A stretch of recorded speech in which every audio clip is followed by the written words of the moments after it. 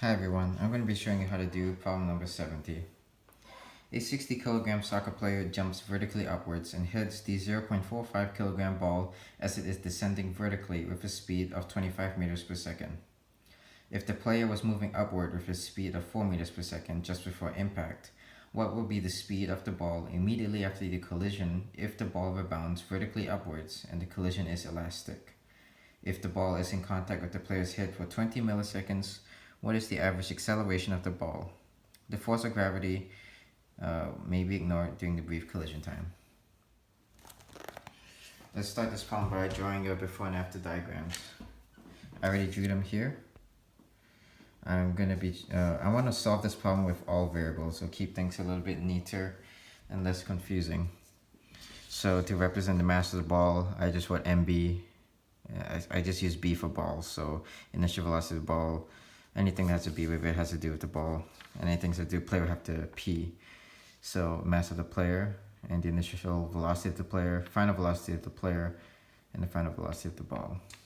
These two are you have two unknowns here, and usually when you have two unknowns, you need to do a system of equations. So we're looking to create two equations so that we can solve for one variable, which is, and since the problem wants us to find the final velocity of the ball as it rebounds up, we want to end up solving for this. But let's just start this problem with the fact that momentum is conserved. So you can say that the initial momentum is the same as the final momentum.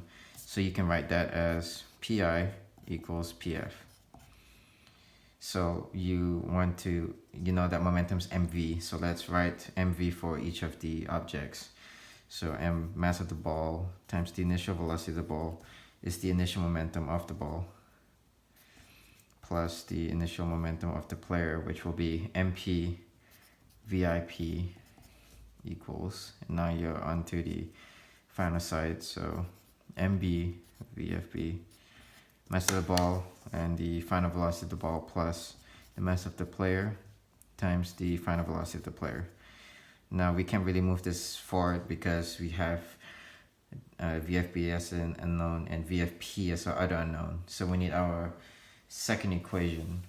And since you know that in elastic collisions, kinetic energy is always conserved, you can use this equation, 1/2 mv squared plus 1/2 mv squared, this whole thing. But we learned in class that we can use the shortened version.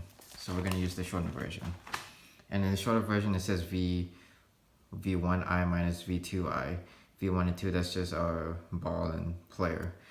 So I'm going to rewrite that as the initial velocity of the ball minus the initial velocity of the player equals this, VFP minus VFP. You're going to want to now isolate for VFP because we eventually want to eliminate that from this equation because we want to solve it for VFB. That's why over here we're isolating VFP. So let's isolate VFP.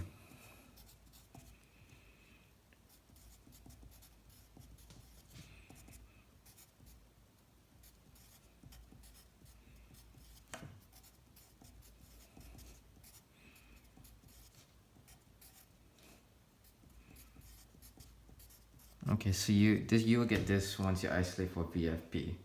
So now that you know what just VFP is, you can plug it back into here. It's a little bit tedious, but it keeps everything very neat.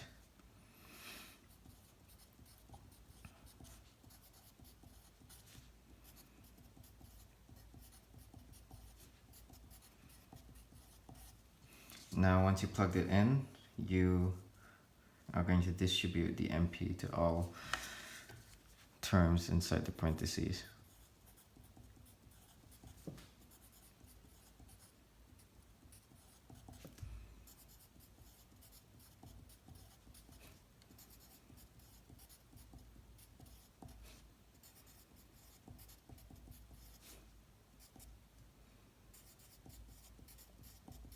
We want to get just VFB onto the left side, so or just isolate VFB. So in order to do that, I need to move anything that has nothing to do with VFB onto the other side. So it's going to be like this.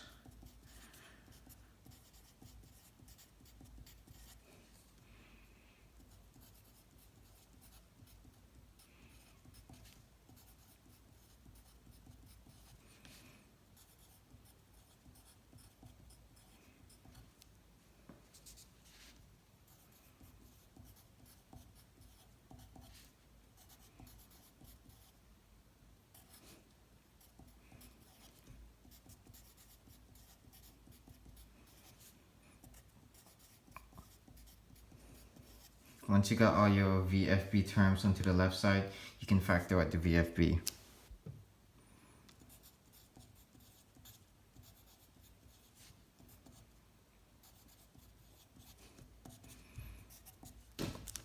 Now you can divide this whole thing by MB plus MP. For the sake of time, I'm not going to rewrite the whole thing, but yeah, you're going to divide the whole expression by this.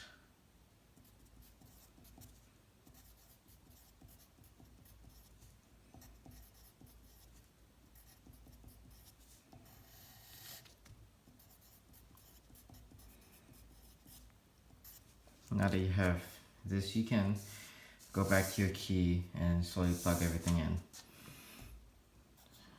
You already know how to plug everything in, so I'm just going to tell you that you will get 33 meters per second. 33 meters per second. Now we need to find the acceleration of the ball. We have the final velocity of the ball, but we still need our acceleration. So if you think about it, impulse is impulse is the change in momentum equals F delta T, and F can be written as MA. And since you're looking for A, that's the equation we want to use. So let's write delta P, change in momentum equals force delta change in time. So you can rewrite force as MA delta T. And so you change in momentum. Since all we really care is about the ball, we want to find the final acceleration of the ball. We want, for change momentum, we're going to write the final velocity of the ball minus the initial velocity of the ball. Did I say velocity? I meant momentum. Final momentum of the ball minus the initial momentum of the ball. And you will write that as MB VFB minus MB VIB equals this whole thing. Once you have, this is the change of momentum, you can factor out the mass. So you will end up with this, VFB minus VIB MA delta T. Once you have this, you'll realize that your masses cancel out. And you might be wondering what mass is that. Since we're just working with the ball, this is the mass of the ball. So you can cancel those out. And you can isolate just the A term, the acceleration, to get this. VFB, final velocity of the ball minus the initial velocity of the ball, all divided by time. You can look back at the key and plug everything in, but you will get acceleration equals 2,900. So we're going to rewrite it as 2.9 times 10 to the third meters per second squared. That's it. Your final velocity of the ball is here. And this is the acceleration of the ball. All right.